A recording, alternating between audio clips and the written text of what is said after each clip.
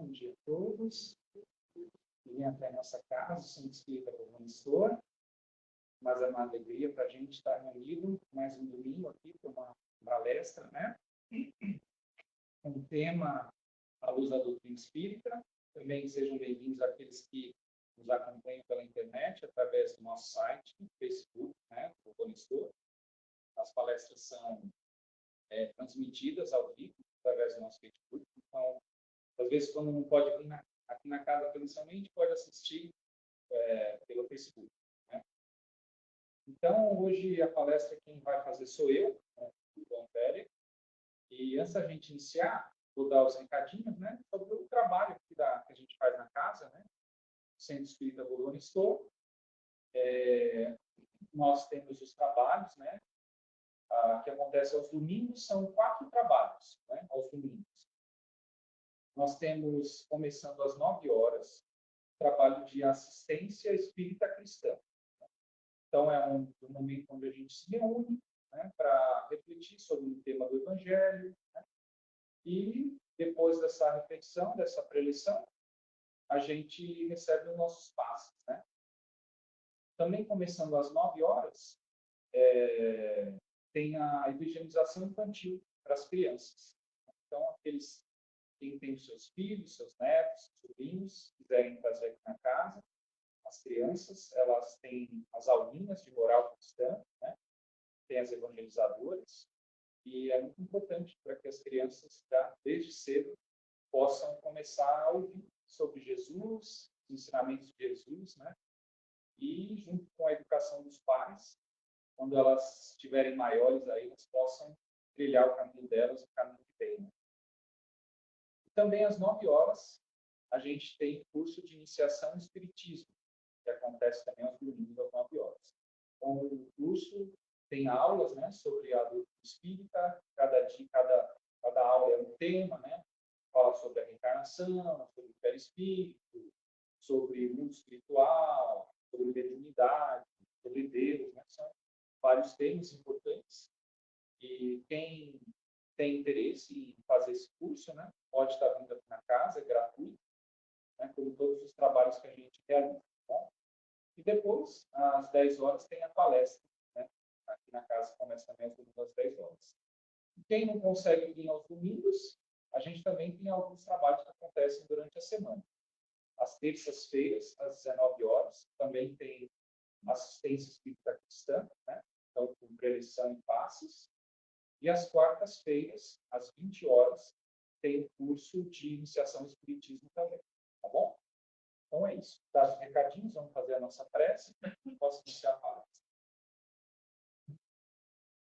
Vamos agradecer a Deus, nosso Pai, que nos criou, espíritos, que nos dá a oportunidade de aprendermos, de crescermos, de nos melhorarmos a cada dia. Vamos agradecer por tudo aquilo que Ele nos concede, o alimento, a moradia, a família, o trabalho. Por Ele sempre olhar por nós e nos amparar em todos os momentos da nossa vida. Estejamos nós encarnados ou desencarnados. Agradecemos também a nosso Mestre Jesus, esse amigo querido, que há 2000 anos nos trouxe ensinamentos de amor, de fé, de humildade, de caridade, de perdão, e desde sempre está conosco, nos auxiliando em nossa caminhada, nos trazendo novamente os seus ensinamentos através dessa doutrina, e nos lembra do seu Evangelho, de sua pureza, de sua essência.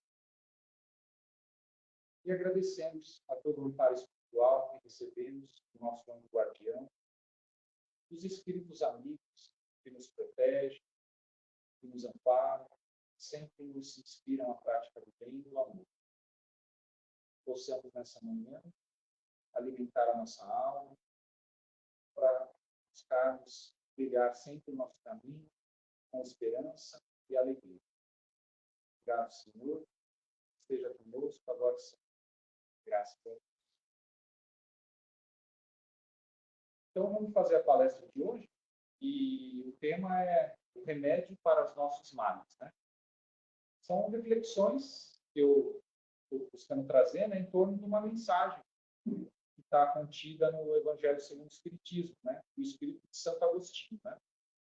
Então, se a gente for lá no Evangelho segundo o Espiritismo, no capítulo 5, né, tem o capítulo Bem-aventurados os aflitos, né? O Kardec, no final de cada capítulo, ele coloca algumas instruções dos espíritos, né? São mensagens que ele foi recebendo, né, no decorrer aí do trabalho dele de codificar a doutrina espírita, né? Quer dizer, fazer um códice, né? Fazer uma ordenação, né? E foi recebendo, e no Evangelho como Espiritismo ele colocou aí algumas mensagens, né? Então, no capítulo 5 tem essa mensagem, o mal e o remédio, né? Que foi editada, né, pelo Espírito de Santo Agostinho, né? Na cidade de Paris, 1863. Então, só para a gente buscar relembrar, tem muita coisa escrita, eu não vou ler tudo, não, né? Só para eu fiz um apanhado, né, de quem foi Santo Agostinho, né? O Santo Agostinho, hoje, né, como espírito desencarnado, ele compõe a falange dos espíritos superiores, né, que realizaram, né, a elaboração da doutrina espírita, né? Então, Santo Agostinho, junto com outros vários espíritos, né, auxiliaram Kardec e trouxeram a doutrina dos espíritos para a gente, né? Tem um retrato que foi pintado, né, por Filipe de Champagne, no século XVII, Santo Agostinho, né? Mas Santo Agostinho ele nasceu, né, no ano de 354, então no século IV, né? E ele jovem, criança, né, ele nasceu ali numa cidade que hoje é Argélia, no norte da África, né? Tem vários países ali, tem a Argélia, um país grande ali que está ali perto do mar Mediterrâneo, né? E ele, criança, viveu com a mãe, com o pai, né? Depois ele buscou, quando ele já era jovem, saiu de casa para estudar, né? Então ele foi para uma outra cidade, né? E lá ele estudou, né? Até os seus 17 anos, mais ou menos 19 anos, né? Ele gostava muito de filosofia, né? De retórica, né? E ali, quando ele era jovem, ele acabou se namorando com uma moça, né? Mas ele não casou com ela. Ele ficou ali só vamos dizer assim, no concubinato. Dizem algumas histórias que a própria mãe dele não queria que ele casasse, porque ela queria arrumar um casamento para ele posteriormente, né? Mas certo é que ele não casou, mas ficou vivendo com essa moça, teve um filho, né? E depois, quando ele já estava aí, um pouco lá com seus 29 anos, quase 30, ele sai dessa cidade da Argélia e vai para Roma, né? E vai morar em Roma. E lá ele cria uma escola, né, de retórica, né, filosofia. Ele virou professor, né? E leva a mulher que está com ele, né? Leva o filho. E ele vive em Roma um ano, mas ali não deu muito certo a escola dele.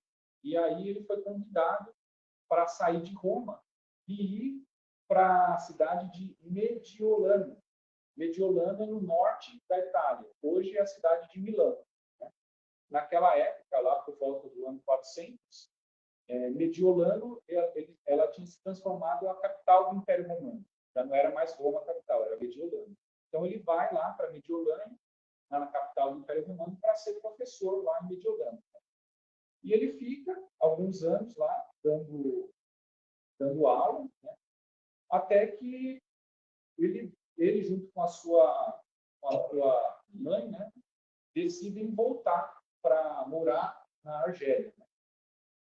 Mas antes disso, a mãe dele tinha arrumado um casamento para ele, né, uma moça.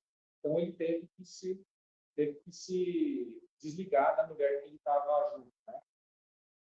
Só que essa moça que a mãe dele arrumou para ele casar era uma jovem, tinha 11 anos. Então ele teve que aguardar 2 anos a menina fazer 11 anos para ele casar. Nesses 2 anos ele acabou entrando em contato, né, com o cristianismo, né? conheceu um bispo na cidade de Mediolândia, que também era um professor de retórica, né? E ali ele começou a rever a vida dele e ele faz então uma conversão, né? Ele não tinha religião, quer dizer, ele seguia uma certa religião, né? Da época, né? Mas aí ele deixou de seguir essa religião, começou a refletir sobre neoplatonismo, né? Que são os ensinamentos de Platão, né? Mas depois ele acaba deixando isso e se torna cristão, né? Ele é batizado na Igreja Católica, se torna cristão. O filho dele falece, né? O filho dele morre, a mãe dele também falece, né? Também morre. Ele acaba voltando então para morar lá na Argélia, na cidade dele. Ele volta lá para a terra natal dele, né? Toma a casa que ele morou quando ele era criança e ali ele acaba querendo viver uma vida monástica. Então ele transforma a antiga casa dele como um monastério. Ele quer viver isolado como um monge, refletindo, estudando, orando. Mas ele é convidado para ir para uma outra cidade, que é Hipona, né? Ele é convidado para ir para lá para pregar, para ser um padre, né? E ele acaba atendendo o bispo de Hipona, ele vai para lá, então ele deixa essa vida do monastério e vai para Hipona. E lá em Hipona, né, ele tem uma boa retórica, ele é professor, então ele fala bem, ele explica bem, né? Ele realmente mergulhou dentro da doutrina cristã, né?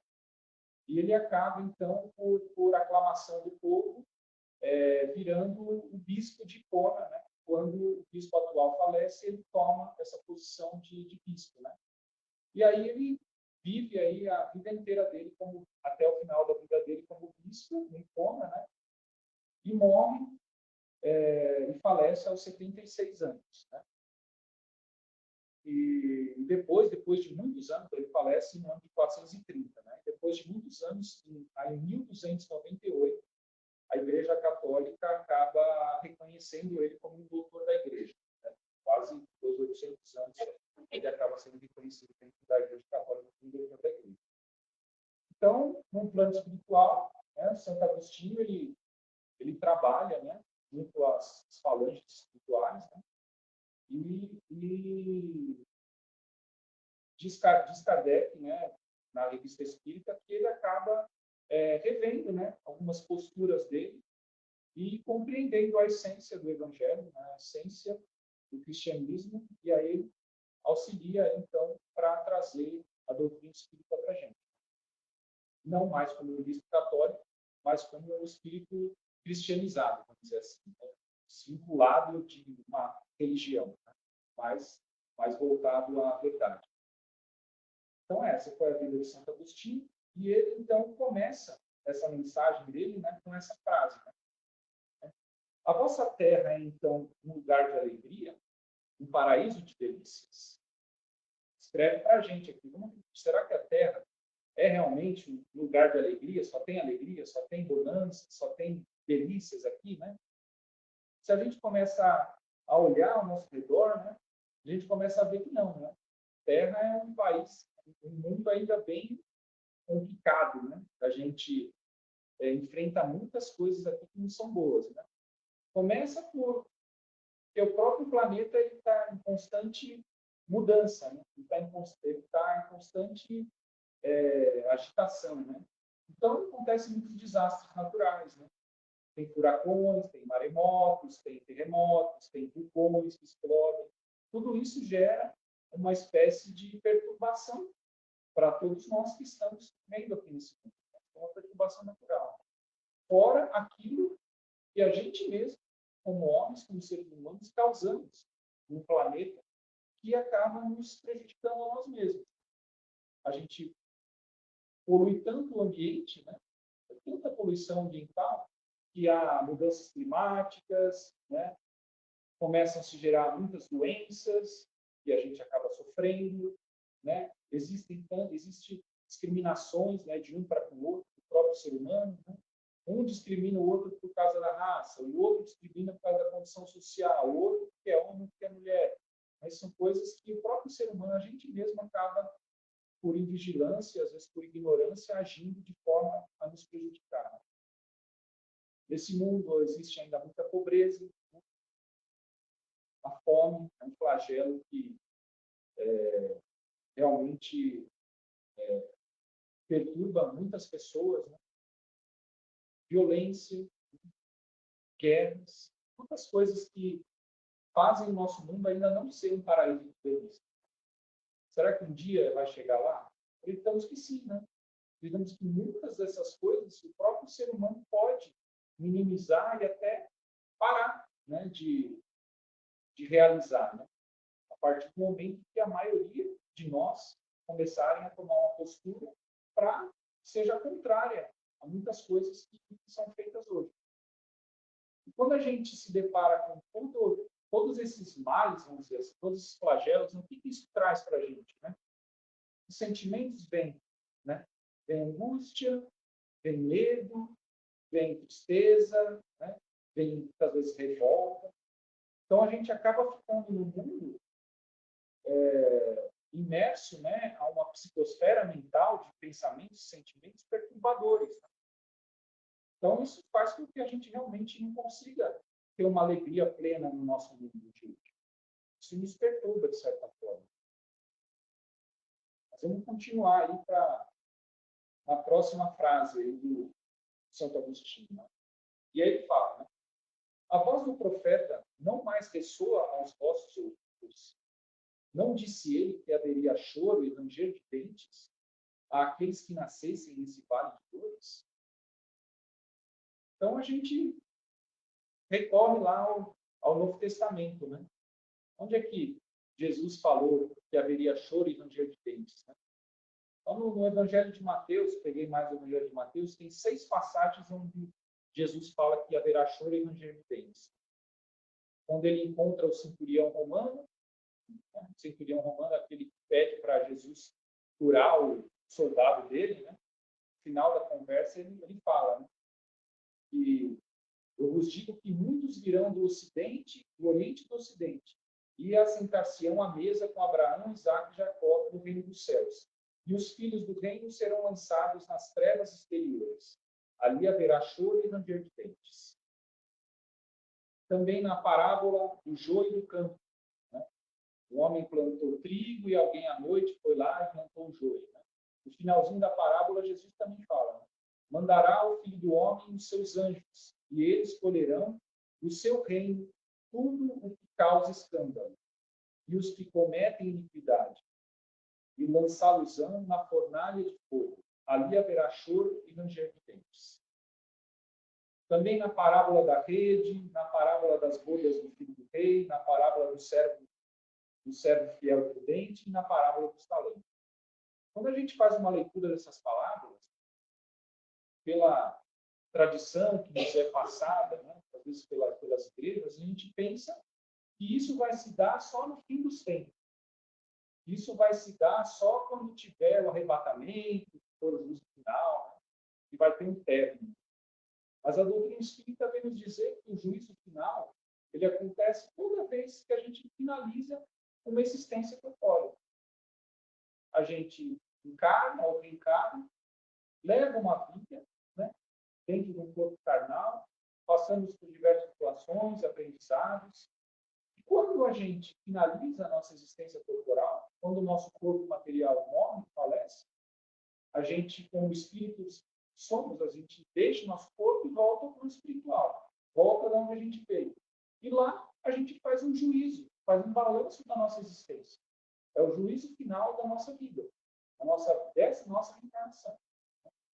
Se a gente não conseguiu, né, aprender tudo que a gente precisava, se a gente não conseguiu se purificar nossa alma, se a gente não conseguiu atingir a perfeição, o que vai acontecer? A gente vai voltar de novo para o nosso planeta Terra. Quer dizer, nós vamos voltar de novo para o lugar onde vai ter choro e ranger de dentes. Então, Jesus não está falando lá no futuro, está falando da roda das reencarnações, da vida. Né? Então, por isso a necessidade da gente sempre tentar aproveitar ao máximo as oportunidades que a gente tem para exercer as nossas virtudes, nosso amor, nosso perdão, para que a gente consiga, de certa forma, se desligar o quanto antes de um mundo ainda inferior, um mundo de provas e expiações. A gente possa ir para um mundo de regeneração, um mundo onde há mais paz. Né? Isso não vai acontecer de uma hora para outra, porque a gente vai ter ainda um caminho muito grande para que a gente possa se livrar das próprias mazelas que a gente traz. Mas depende da gente buscar apressar isso quanto mais a gente conseguir. Né? Quem vai sair ganhando é a gente mesmo. Você acha que isso será bom a gente nascer num mundo onde não tem mais violência, não tem fome, não tem doença? A gente vai acabar se beneficiando com o nosso próprio esforço de evoluir mais rápido. Então é isso, vamos continuar. Né? E aí ele diz, vós que aí viveis, né, no planeta Terra, esperai lágrimas cruciantes e tristezas amargas. E quanto mais agudas e profundas forem vossas dores, olheis para o céu e bendizeis ao Senhor por ter desejado vos provar. Então, a gente muitas vezes está aqui na Terra e a gente às vezes não entende ou às vezes não aceita as provas que às vezes vêm na nossa vida.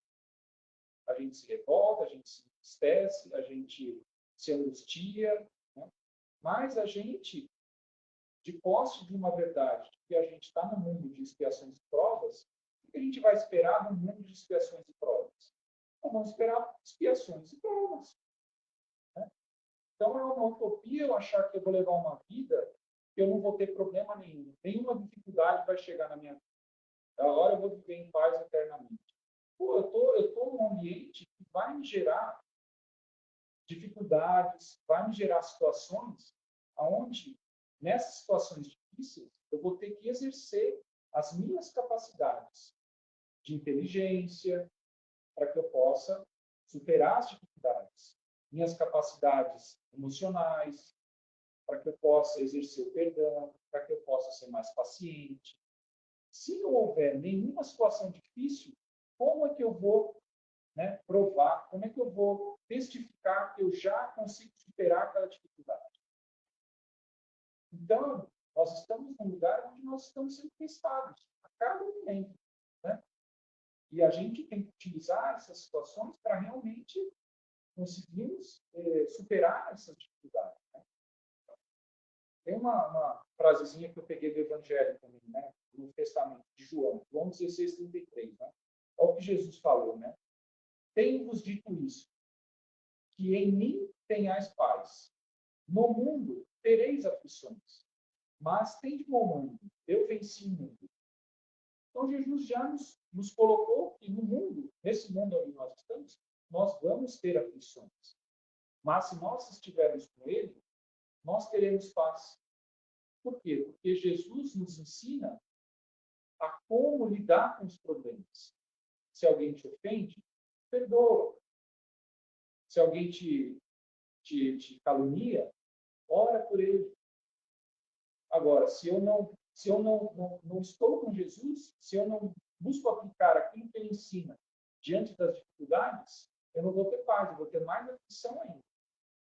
Aquela aprovação que eu fui colocado perante determinada pessoa, perante determinado problema, se eu não busco aplicar as ferramentas, né, os ensinamentos de Jesus para superar aquilo, aquela aflição vai se tornar algo muito maior para mim. E aí a gente vai vencer o mundo. Não pode confundir. Vencer no mundo de vencer o mundo. Se eu quiser vencer no mundo, eu vou continuar buscando as riquezas do mundo, vou continuar buscando os bens materiais, vou continuar buscando ser o melhor em tudo, me destacar em tudo, ser poderoso. Aí eu vou estar vencendo no mundo. Vou ser um vencedor no mundo. Agora, se eu quiser vencer o mundo, aí eu tenho que transpassar o mundo. Não posso deixar que as coisas do mundo me afetem. É difícil. É um trabalho que a gente tem que fazer a cada momento de não deixar que as coisas exteriores, as coisas do mundo exterior, abalem o meu mundo íntimo, o meu mundo interior. Se eu conseguir manter o meu mundo interior em paz, eu vou conseguir passar pelas aflições de uma forma mais não tão dolorosa. Vamos lá, outra fase que ele colocou. No estado de desencarnados, quando vós plaináveis no espaço, vós havíeis escolhido vossas provas, porque vos consideráveis fortes o suficiente para suportar. Por que murmurais agora? Então, a doutrina espírita vem nos dizer que nós não nascemos nesse mundo por acaso e que nem essa é a nossa primeira e única existência. Nós somos um espírito que fomos criados por Deus, espíritos, né? E nós estamos lá no plano espiritual. Deus nos cria no plano espiritual. Só que ele nos cria simples e ignorantes. Quer dizer, simples, sem nenhuma luz, assim, sem nenhuma emoção adquirida, sem nenhum sentimento adquirido, trabalhado. E ignorantes, sem nenhum conhecimento adquirido. Então, a gente está ali num pontinho ali, bem simplesinho, né? E Jesus vem nos dizer que a gente tem que ser perfeito igual ao Pai perfeito. Vamos pensar, Deus é a inteligência suprema, né? Deus é amor, né? Ele tem sentimento totalmente no ápice, né? Então, a gente tem que sair de um estado lá de baixo e chegar num estado de perfeição lá em cima. Será que numa existência só, de 60, 70, 80 anos, eu consigo adquirir todo o amor, todo o conhecimento, toda a inteligência? Sim.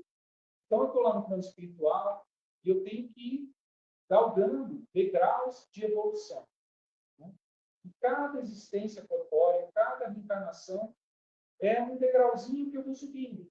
Que eu vou aprendendo alguma coisa, eu vou sendo provado, vou sendo testado, vou adquirindo conhecimento, vou me desenvolvendo com um pouco mais de paciência, com um pouco mais de tolerância, com um pouco mais de perdão, né? E vou me melhorando aos pouquinhos. Então, se eu estou nessa posição agora, e se eu passo por algumas provações agora, essas provações não são por acaso. Essas dificuldades que eu passo, seja na minha família, seja no meu ambiente de trabalho, seja em qualquer lugar, elas não são por acaso. Elas já foram meio que pré-programadas antes de eu nascer. Antes de eu nascer, quando eu terminei a minha existência passada, quando eu terminei a minha reencarnação passada, eu saí do meu corpo, voltei para o plano espiritual, o que eu fiz lá? Eu fiz o meu juízo final, né? Eu fiz o meu balancete. Eu fui lá e vi, né? Poxa, eu tive uma vida com meus pais. Minha mãe me falava algumas coisas, eu guardei mágoa dela, não consegui perdoar. Eu tive um irmão, mas eu sempre fui muito competitivo com ele. Ele também fiz algumas coisas para ele, fez algumas coisas para mim. E eu estou lá no plano espiritual e aquelas coisinhas que eu não consegui resolver ficam ali me atormentando a cabeça. Né? Aí eu chego lá para o meu anjo guardião, né? E eu falo, olha, eu fiz um balanço da minha vida, eu vi que esse ponto e esse aqui, então legal, isso está me angustiando. Como é que eu faço para resolver isso? Meu anjo guardião chega e fala assim, olha, vai precisar reencarnar, tomar um novo corpo, ter novas experiências, estar novamente com essas pessoas que você teve atrito, não conseguiu perdoar, para que agora você consiga corrigir essas situações, para que você, ao retornar, depois dessa nova reencarnação, você venha mais elevado, mais purificado, com mais alegria. Então, a gente programa. Então eu vou nascer nessa família, vou nascer de novo com a minha mãe, só que a minha mãe agora não vai ser minha mãe. Minha mãe agora vai ser minha filha. Porque agora eu vou ter que cuidar dela. Eu vou ter que amá-la, eu vou ter que... Né? Muitas vezes muda a situação. Né? Meu irmão não vai ser mais meu irmão. Meu irmão agora vai ser meu marido. Eu vou ter que ajudar ele vai ter que me ajudar. Né? Então, a própria espiritualidade, com a nossa própria programação encarnatória, nos coloca em situações para que a gente possa reorganizar, muitas vezes, os problemas que a gente não conseguiu sanar na nossa reencarnação passada. Mas a gente vem, Às vezes a gente vem, nasce aquela filha, e a gente está com a filhinha no colo, e às vezes dá uma aversão da criança, né? Às vezes tem mãe que tem aversão da criança. Por que será? Porque às vezes é uma sintonia espiritual, de espírito para espírito, que só de pegar aquela criança no colo, ela não lembra, mas o espírito sente. Poxa, acho que foi aquela mãe lá que teve problema na reencarnação passada, né? Mas agora eu tenho um dever, eu tenho uma obrigação de cuidar dessa criança, de amá-la, de educá-la, e eu vou me esforçando no dia a dia e vou reparando, às vezes, aquele atrito que eu tive na vida passada, né? Então, a gente, ciente das coisas que a gente passa, que não são por acaso, que tudo tem um propósito na nossa vida, que a doutrina espírita nos explica, a gente, assim, é perda de tempo a gente ficar murmurando, a gente ficar reclamando das coisas que aparecem na nossa vida. Às vezes eu penso assim, né? Eu ficar reclamando aqui das coisas, vai melhorar alguma coisa? Vai resolver eu ficar reclamando? Não vai resolver nada. Eu vou ficar aqui me martirizando, sentado, batendo na mesa, a situação difícil vai continuar, e se eu não levantar, não tomar uma atitude para tentar resolver, para tentar minimizar, para tentar melhorar, a minha reclamação, a minha murmuração não vai resolver o problema. Então, assim, é questão da gente ser inteligente, da gente buscar tomar atitudes inteligentes que vão nos fazer para frente. Não ficar preso naquela situação de dor, de sofrimento, de mágoa, que não nos fazem melhorar, né? Então, a gente precisa amadurecer nosso pensamento, né, para que a gente possa tomar as melhores atitudes, né? Por mais que a gente esteja andando aí na corda bamba, né? Por mais que a minha vida seja uma corda bamba, né? Mas eu vou buscar me equilibrar, né? Ter atitudes, pensar, né? Muitas vezes naquilo que eu vou fazer amanhã, eu vou fazer uma coisa. Será que isso que eu vou fazer vai ser algo bom? Vai ser algo que vai me trazer um resultado benéfico, né? Às vezes eu não posso ir fazendo, né, sair fazendo as coisas, sem nem antes refletir, sem nem antes pensar se aquilo que eu vou fazer vai gerar um resultado bom ou ruim. Se eu busco pensar, refletir um pouquinho antes, ou, pô, se eu tomar essa atitude, possivelmente aquela pessoa vai ficar chateada comigo, possivelmente vai ter uma situação assim, que vai ser difícil. Então, eu não vou por esse caminho. Esse caminho vai me trazer problemas. Vou tentar uma outra forma. E a gente vai buscando se equilibrar e tomar as atitudes mais inteligentes, né? Exercitar essa nossa capacidade de inteligência, de tomar boas resoluções. Então, ele continua, né? Vós que haveis solicitado a fortuna e glória, era para sustentar a luta desta tentação e vencê-la. Então, muitas pessoas, às vezes, nascem em famílias que já têm uma riqueza, né? Que já tem muito dinheiro, ou a pessoa trabalha muito, conquista o dinheiro, né? Só que o dinheiro, ele é muito bom para que a gente possa realizar as coisas, né? Para que a gente possa construir as coisas, que a gente possa realmente materializar aquilo que a gente tem na nossa mente, na nossa cabeça. Sem dinheiro, sem recurso, fica muito mais difícil, né? Só que, muitas vezes, o dinheiro, a facilidade do dinheiro, nos coloca em condições da gente deslizar muito mais, cometer muito mais equívocos do que aquela pessoa que não tem dinheiro. Quem tem muito dinheiro pode cometer muito mais falhas, muito mais erros, né, do que quem não tem. Quem não tem acaba ficando numa situação de que, pô, o pouco que ele tem, ele vai precisar comprar uma comida, ele vai precisar pagar o aluguel dele, acaba tendo uma vida muito regradinha. Agora, aquela pessoa que tem muito dinheiro, é fácil para ela cair em muitas tentações, né? Muitas tentações que podem levar ela para uma ladeira abaixo, né? Então, o dinheiro, ele é uma prova muito grande. Ele é uma prova muito grande. Às vezes, é uma prova maior do que a pobreza. A gente, às vezes, na nossa visão humana, o dinheiro é uma maravilha, né? Poxa, eu quero ter milhões na minha conta, posso fazer o que eu quiser, posso viajar, posso ficar na cama jogado o dia inteiro, sem precisar trabalhar, sem isso, sem aquilo, né? Mas só que será que isso realmente, será que realmente o dinheiro vai nos fazer avançar, né, progredir espiritualmente?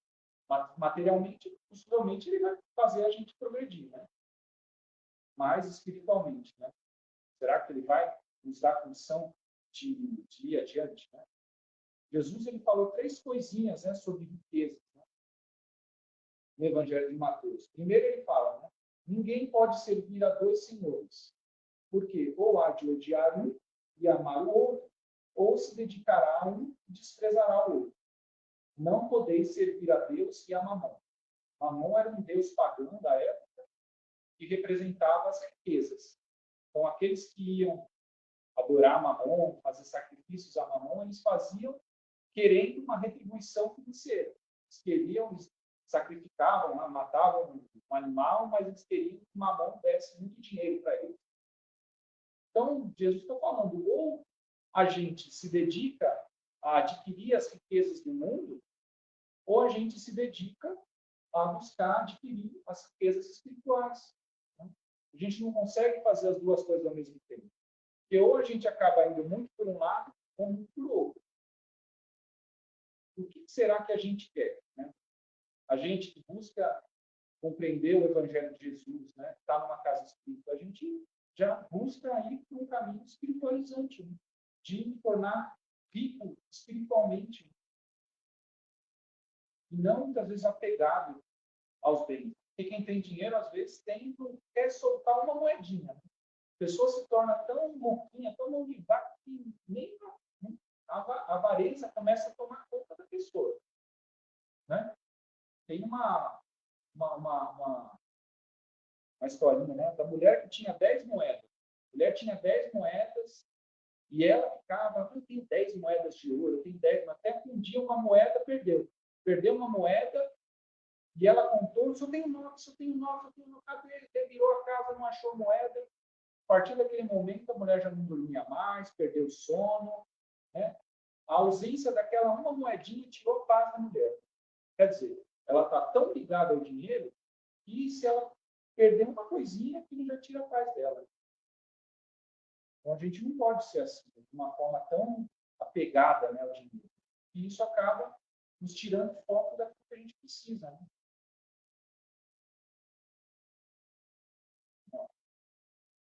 Vós que haveis solicitado para lutar de corpo e espírito contra o mal físico e moral, é que sabias que quanto mais fortes fosse a provação, mais gloriosa seria a vitória. Então, muitas vezes eu estou na Terra e eu estou aí com uma provação, um mal físico, estou com uma enfermidade, estou doente. Eu acho que aquela doença é a pior coisa do mundo para mim. Eu queria fazer as coisas, mas às vezes eu tenho um problema no fígado, eu tenho um problema, sei lá, uma doença às vezes psiquiátrica, eu tenho um problema, né, uma perna que não funciona direito, e aquilo para mim é a coisa mais difícil, mais complicada. Só que eu não nasci com aquele problema, com aquela enfermidade por acaso. Olha, a gente fez uma programação encarnatória.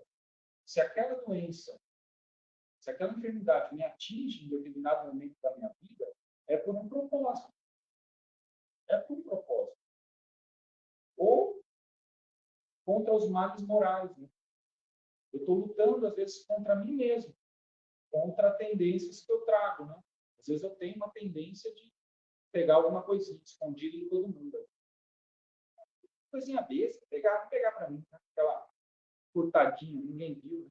Isso é um mal moral que eu estou trazendo. E eu tenho que lutar contra aquilo. Então, eu estou numa provação. E se eu consigo, né, quanto mais fortes forem as provações, né, mais gloriosa será a vitória. Se eu consigo me superar nesses problemas, eu vou sair vitorioso da minha vida. Se eu conseguir deixar de exercer aqueles males que às vezes eu tenho aquela tendência, eu vou conseguir me superar, eu vou obter vitória. Então, a luta contra o mal moral é o livre-arbítrio que a gente tem, de escolher o caminho do bem ou o caminho do mal. A gente tem essa A gente tem esse poder de decisão na nossa mão. Ninguém vai decidir pela gente as coisas. É a gente que tem que decidir. A gente tem essa responsabilidade. Então, se a gente tem essa responsabilidade, a gente tem que se compenetrar disso e buscar tomar as melhores atitudes.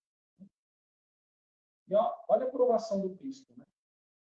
Ele, né, que já era um espírito puro, se alguém quiser vir após mim, renuncie a si mesmo, tome a sua cruz e siga-me. A cruz são as provas. Né? A cruz que Jesus se colocava para as pessoas, nada mais são que as provas que a gente tem na nossa vida. Tem a representação da cruz dele. Né? Ele teve que passar por uma situação de martírio. Né? Mas Jesus pulou fora da prova dele? Pulou, né? Ele foi até o fim. Né? Ele foi até o fim. E a gente? A gente está pulando fora das nossas provas? Ou a gente está perseverante e eu vou até o fim? A gente tem que ir até o fim. A gente tem que seguir o exemplo de Jesus. Né? Ir até o fim. Para que a gente possa ter uma vitória quando a gente chegar nesse fim.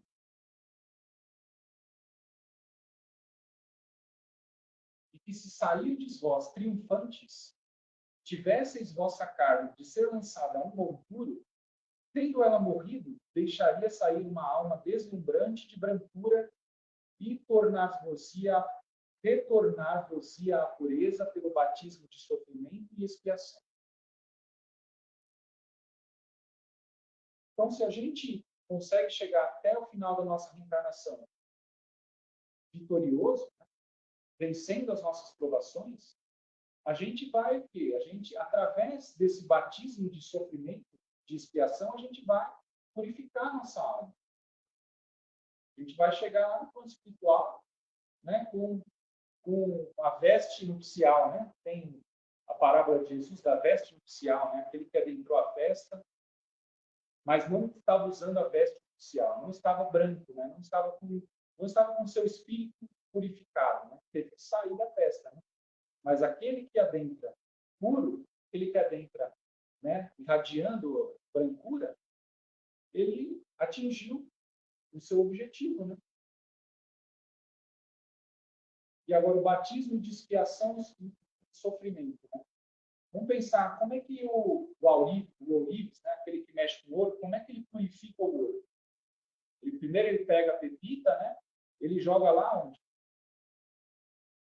No potinho lá no fogo. Né? E aquele fogo vai queimando, derretendo e vai purificando o ouro. Então, por esse exemplo, por essa analogia, a gente vê que a gente também, a gente vai ser purificado como? Ali na provação mesmo, né? Na dificuldade. Ninguém é purificado se está o dia inteiro deitado na rede, tomando água de coco. Mas se a gente passa pela provação do fogo ali, a gente é purificado. Se a gente não entra na revolta. E se a gente entra na revolta, eu vou passar pelo problema e o problema não vai me ensinar nada. Eu vou só me revoltar. Né? Não estou aberto a procurar entender o que aquele problema está buscando me ensinar. O que aquele problema está buscando fazer com que eu reflita para eu me melhorar. Não. Se eu entro na revolta, isso é um problema. Isso é um... Né? Não quero isso para mim. E eu fico só saindo do problema. E revolta. Não aprendo nada. O diamante também. O diamante, antes de ser um diamante, ele era uma pedra de carvão. Né? Ele era uma pedra de carvão que foi ali enterrado lá na terra, sofrendo aquela pressão, né? Aquele calor, até que o carvão vai se modificando até virar um diamante. Diamante que brilha, que tem luz. Né? Então, se eu olho para mim e eu vejo que ainda eu tenho carvões dentro de mim, né? Ainda tem partes pretas dentro de mim, aí que eu preciso corrigir, é na pressão, é no calor, que eu vou para que esses carvões vão se multiplicar e eu vou me tornar um diamante. Bem-aventurados os puros de coração, que eles verão a Deus. vossa alma se desprenderá de tal forma de seu corpo que ele plainará nas regiões celestes, entoando com os anjos os hinos de reconhecimento e de glória ao Senhor, enquanto os demais se contorcerão em suas convulsões. Então, se eu busco, utilizar essas provações para me purificar, vai chegar um momento que eu vou deixar a carne, fala, de seu corpo ser jogado a uma montura. Porque o corpo, ele é uma veste, ele é uma roupa, ele é um instrumento, um veículo que a gente se utiliza para poder viver nesse mundo. Eu uso essa analogia do carro. Eu tenho um carro, estou usando meu carro, aí passa 1, 2, 5, 10, 15 anos. Meu carro já está uma carcaça velha. Não serve para nada, nem ligar direito ele liga. Eu vou querer ficar ali com aquele carro, preso naquele carro, que nem liga mais, que não funciona? Não, eu vou querer sair desse carro. Não me serve mais para nada. O carro vai para sucata. O nosso corpo é um carro. A gente é um espírito que adentra um corpo, que é uma ferramenta, que é um veículo, é o meu carro de carne, e eu estou usando esse carro aqui para viver nesse mundo. Mas quando eu tiver com 70 anos, meu carro já vai estar uma carcaça. Vou querer ficar pegado naquele carro velho lá, que já nem funciona mais? Não, quero sair desse carro. Deixa esse carro lá. Não serve mais. Então é isso. A nossa vida é isso. O nosso corpo é um veículo. Lógico que a gente tem que tratar do nosso corpo. Quando a gente tem um carro, a gente vai colocar um combustível de qualidade, não vai? Vai lá no posto, eu quero um combustível de qualidade. Não vou parar em qualquer lugar aí, coloco um combustível batizado que o carro fica ruim, Eu faço a manutenção, eu troco filtro de óleo, eu troco filtro de ar, eu troco pneu. Meu corpo também, eu tenho que cuidar dele, para que eu possa utilizar ele o máximo possível. Mas no momento que ele já não tem mais jeito, que ele já chegou no fim de vida útil dele, aí é o momento da gente deixar o corpo. E se a gente deixa o corpo com essa alegria de ter completado a nossa tarefa, nossa alma vai sair do plano espiritual leve. A gente vai plainar, a gente está leve. Agora, se não, eu vou o quê? Eu vou ficar me contorcendo nas minhas condições. Aí a gente pode até pensar, não, então é o céu e o inferno. Não, não é o céu e o inferno. O inferno nada mais é do que a própria consciência da pessoa, que não se esforçou na vida, não levou uma vida condizente com o bem, com o amor. E quando ela deixa o corpo, ela está com a mente perturbada. A mente dela está no estado de inferno. Não que ela esteja num inferno de fogo, mas ela mesma está sofrendo com as angústias das más escolhas que ela fez. E aquele que não busca seguir um caminho de bonança, de bondade, ele plana, vai para as esferas superiores. Ele fala, imiteis aquele que lhes foi dado como exemplo. Chegado ao último grau de abjeção e miséria, ele se estendeu no monturo e disse a Deus: Senhor, conheci todas as alegrias da opulência e vós me reduziste à mais profunda miséria. Obrigado. Obrigado, meu Deus, por ser tão bom a ponto de provar nosso céu. Essa fala de Jesus não está no Novo Testamento, mas os espíritos superiores vêm nos trazer, vêm nos resgatar essa fala de Jesus. Se Jesus diz que ele foi provado, e ele agradece pela aprovação, nós precisamos imitá-lo. Diz aqui, imite aquele que foi dado como exemplo.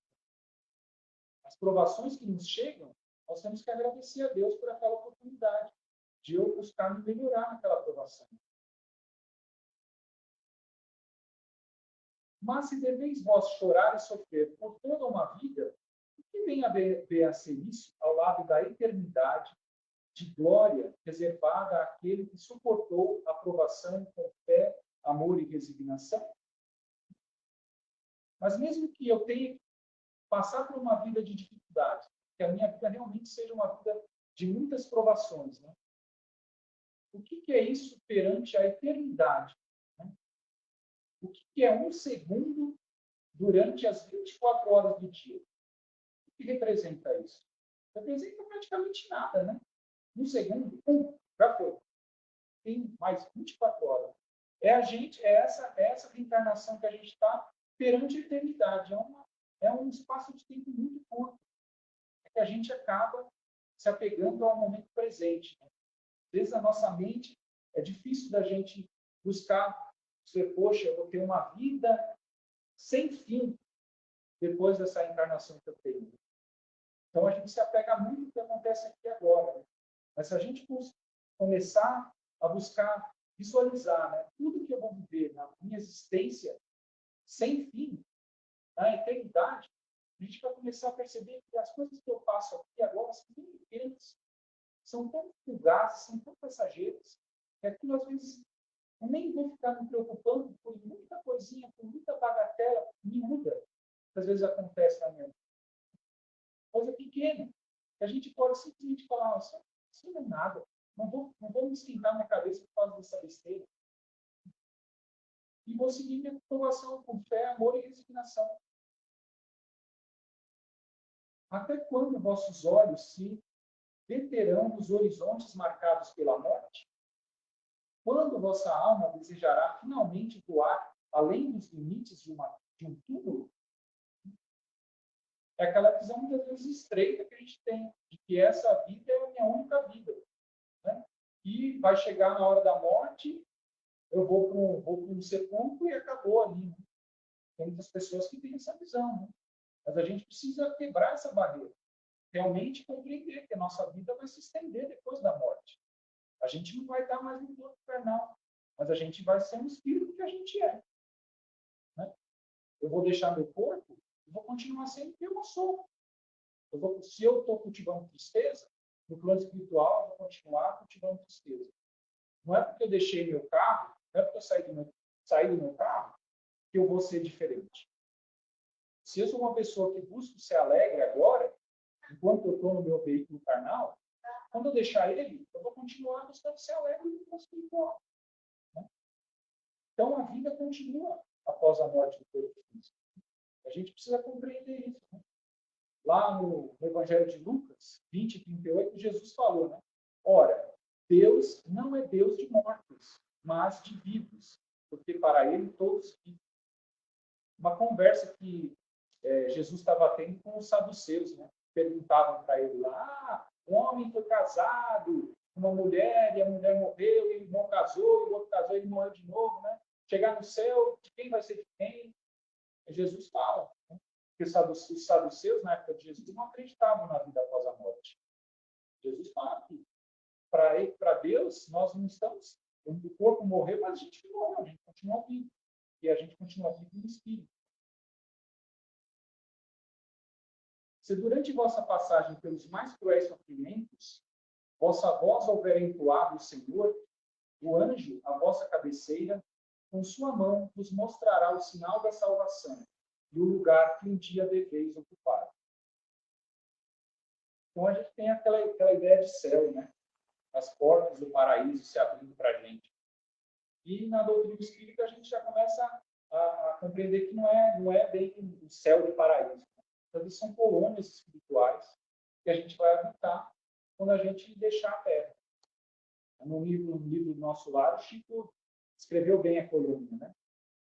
Então, é um ambiente espiritual, onde, uma região espiritual, onde os espíritos buscam se refazer, né? Se fortalecer, buscam uma próxima reencarnação. Portanto, busquei as consolações para os vossos males no futuro que Deus vos prepara, e a causa dos vossos males no vosso passado. Então, cada um segundo suas obras. Então, eu tenho que perceber se, às vezes, se eu estou passando por dificuldades agora, elas não foram por acaso. Estou passando pela miséria, estou passando por problemas na minha casa, estou passando por problemas no meu trabalho. Tem que sempre olhar o passado. O que será que aconteceu no passado?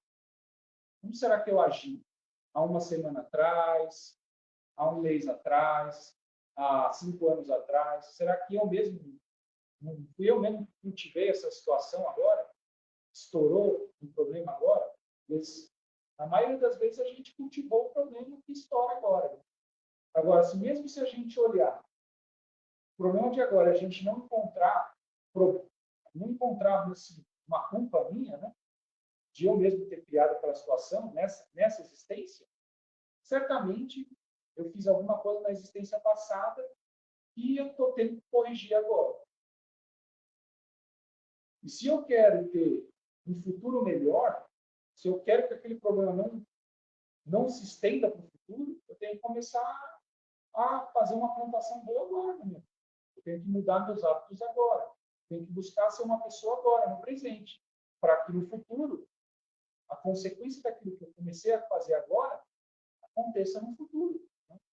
Então, a vida é uma sucessão de consequências. Né? O futuro é a consequência daquilo que a gente faz hoje. E vós que mais sofreis, considerai-vos como os bem-aventurados da terra. Mas será que a gente tem que sofrer, né, se lamuriando só? Né? Será que a gente tem que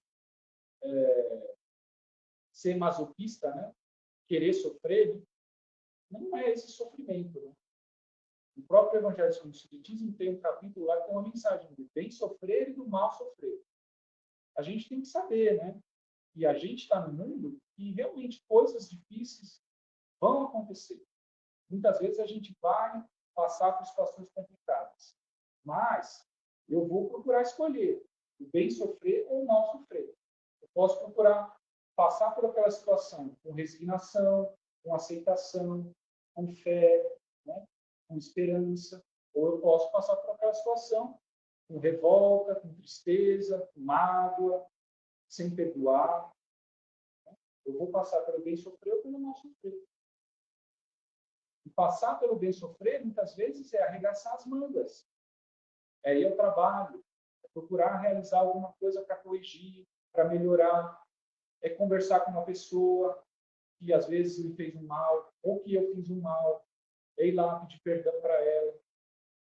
Eu vou passando por esses sofrimentos, mas eu vou corrigindo ele aos pouquinhos, para que eu possa ter um futuro melhor. Então é isso, né? Bem-aventurados aqueles que passam pelos sofrimentos, né? Porque têm condições de se melhorarem, né? Aqueles que não passam por sofrimentos dificilmente vão conseguir evoluir. Então é isso. Essa foi a palestra de hoje. Eu agradeço. Muita coisa que a gente tem que refletir. Eu falo para mim mesmo, né? Falo para mim mesmo. E vamos fazer a nossa prece de encerramento?